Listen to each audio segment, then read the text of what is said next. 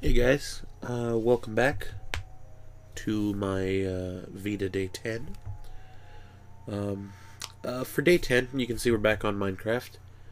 I'm going to go on for a bit, just putz around, do some random things. There are only 5 people online, so it shouldn't be too busy. And I'm going to tell you the story of my cactus Harold, whom I discussed just the other day. Ooh, it's raining, so I'm going to turn the sound off, because that's probably going to be a bit aggravating. There we go. Well. Hola. People already saying hellos. Hi, Milton. Okay, so, the story of Harold the Cactus. In order to explain Harold, I have to discuss my own story with Minecraft. I started playing Minecraft maybe 2 years ago. Almost 2 years ago now. Maybe a little bit more. But a friend of mine had Minecraft at home, and I was just kind of interested in how much of it there was. It just seemed like it was a game that could just keep going and going and going, and you never really have to worry about it getting dull because you could just do whatever you wanted, right? And so I eventually bought it and I started playing on single player because I don't have the best PC, so I wasn't like rushing to get multiplayer stuff done. And one of the I played for a long time on single player, and then I decided, hey, I'll try this online multiplayer stuff and play on a server. And I recall specifically how I picked my server. I had been watching I guess it was some kind of Minecraft get-together for some of the big names. And Notch was there, and they were testing out some stuff, so I'd been watching that. And the video was a creatures video. And if you don't know who the creatures are, they're a bunch of like online gaming guys that they do gaming commentary, that kind of stuff. Machinimas. And they did a video, and I was watching that. I was like, oh, these guys are really funny. So I had watched a bunch of their videos. And then they had opened a server. So I was like, oh, maybe I'll go play on their server and see what that's all about.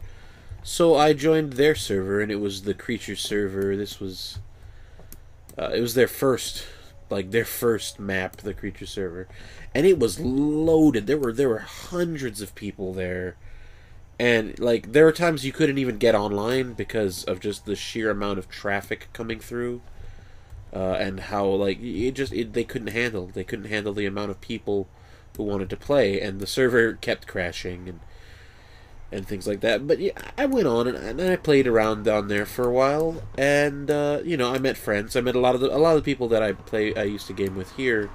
I had originally met there. And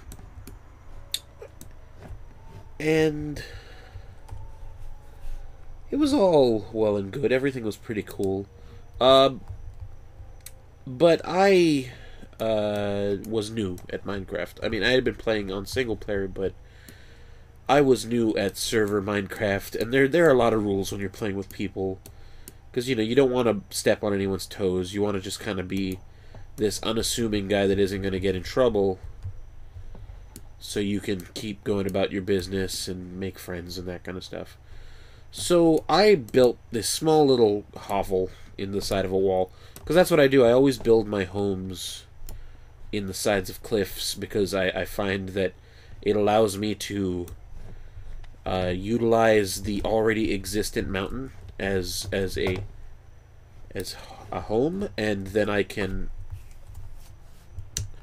I can, if I need more materials, I can just dig them right out of the wall. So I built this small little house in the bottom of the wall, and then I came to find out that above my house, on like the top of the hill, was this massive tower that was owned by one of the guys that ran the server, one of the creatures, Dan's News Machinima. He's a machinima creator that does different like machinima videos, and I'm pretty sure he's doing gaming stuff now. But yeah, he had this big tower. It was like obsidian block, and really really hard to come by equipment, not equipment but materials. And it was impressive, but it was also like I was worried that, oh no, now I'm close to this guy's place, he's not gonna want me to be here, I'm gonna have to leave. But he was okay with it, so I ended up building this like a park. I made a park at the base of his tower, and I was sucking up, so this is the Dan's News Memorial Park. And I planted flowers and things, and I made fountains and things like that. And I planted a cactus there. It was originally my houseplant, my houseplant cactus, and I planted it there. And that was fine. No one ever messed. There were some people that came around there and messed around and kept breaking things, and I had to keep fixing things. But that's just how it goes when you're playing on a big server, and you're not important. Like people just grief your stuff. And that's just it. That's just that. You can't do anything about that because that's just how things are. Eventually, I expanded and I moved further away, so I wasn't hanging around there as much. And those guys, Dan's News, and one of the other guys, I'm not sure who it was, Sly Fox maybe. But they had built, or the Royal Viking. It was one of them. But they had built this big hotel that was like they were renting out rooms in it, and you could like pay so many diamonds to rent a room, and it was like a big thing, and it was super gaudy because it was made of like solid gold blocks and like iron and diamonds and glowstone, lots of glass, lots of glowstone. It was just this big gaudy affair, and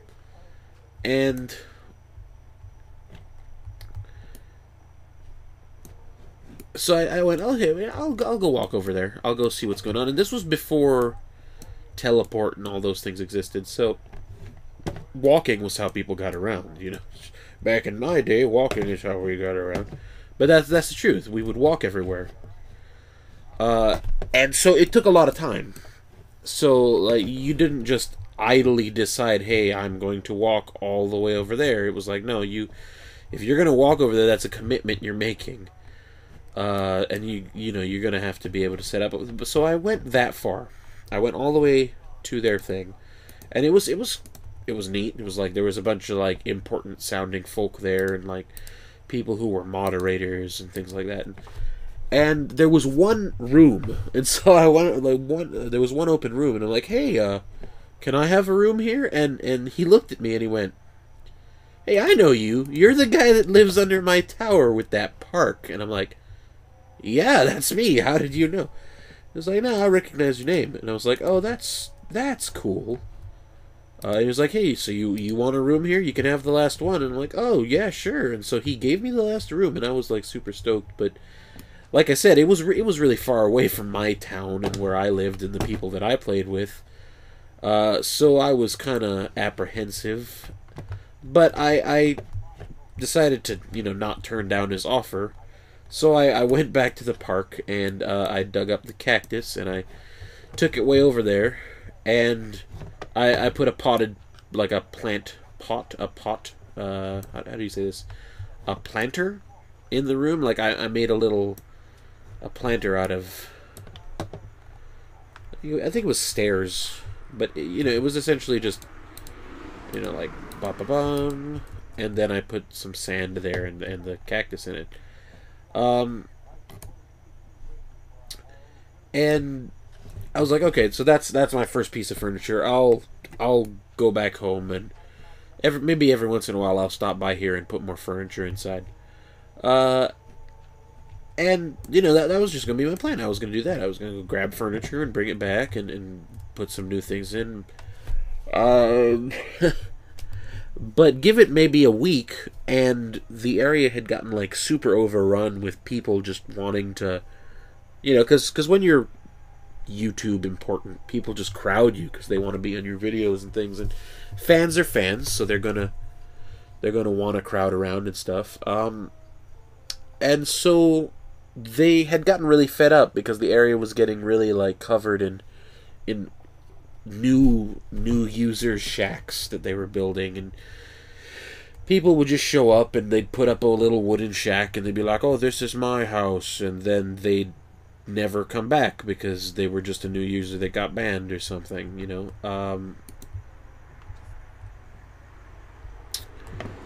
And that happened a lot. It just kept happening over and over. And so I guess they got really fed up with it. So it eventually got to a point where they decided they were just going to blow up the entire hotel.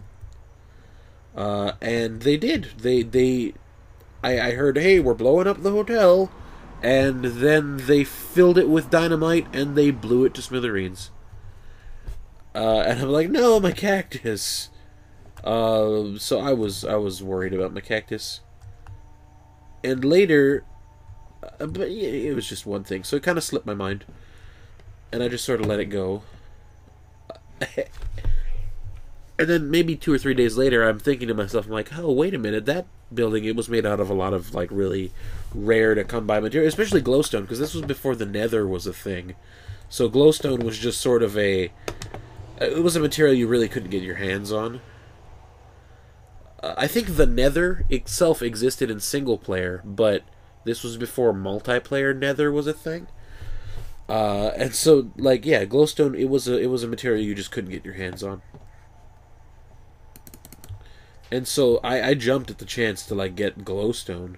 So I went all the way over there to like find some goodies. And lo and behold, I get there and it's just this wreck. It's a shell of what the building once was. There's nothing there anymore. And so I'm walking around, picking up little chunks of glowstone here and there, and some gold blocks, and I'm like, "Oh, good, this is a really good haul." And then I get back to where my room was, and the room's gone. There's no floor, and the walls are completely torn down, and the ceiling's missing, and there's like glass blocks floating in midair. And then I look in the corner of the room where the planter was this little chunk of space that just wasn't touched by the explosion. It just appeared to completely escape the explosion and all. There was little patch of floor still just floating there. Like, there was a huge crater. The ground was gone. There's a little patch of floor floating there. And on that patch was my planter and Harold, my cactus. And he'd actually grown. He hadn't been hurt by the explosion at all. He was at full, like, 3 cactus blocks high. And that's when I knew that this cactus was special. Like, he survived more than most people ever have to deal with. And so, at that point, I decided, well, this is going to be my lucky cactus. So I took him back to my actual house. I put him in a potted plant. I gave him a name tag that said Harold the Cactus, sole survivor of the Dan's News hotel explosion. And he's been with me ever since. Like, every time a map is about to go down, I pull him out of his potter. I pull him out of his cactus pot, and I put him in my inventory, and then when the next map gets loaded up, the first thing I do is I grab the nearest cactus, and I go, "Oh, hey, Harold, you made it too." And that cactus, it stays with me all the way through. And it's been 2 years now, almost. Maybe about 7 or 8 maps, 3, 4 different servers. And it's always Harold the Cactus. He's kind of become a little local legend amongst the people that I gamed with. over the years. Everyone knows Harold. He, like I said in the last video, he's an important member of the community. You know, no one will ever diss Harold the cactus because he's been through some shit. And you know, you gotta respect that. You gotta respect a cactus that can take that kind of beating. So he always gets a place of honor in my house. I always give him a nice spot that like this that overlooks a valley. I give him a nice balcony and like a glass window. Harold is a special guy. And you know, you're bound to see him in more of my videos if I do more gameplay. Because he's been with me through a lot. Let's just put it that way. And I want to continue bringing him along to be with me through even more adventures. So yeah, that's the story of Harold the Cactus. Thanks for giving me your time to tell you that probably very strange story. Thanks for watching Day 10 of V.E.D.A.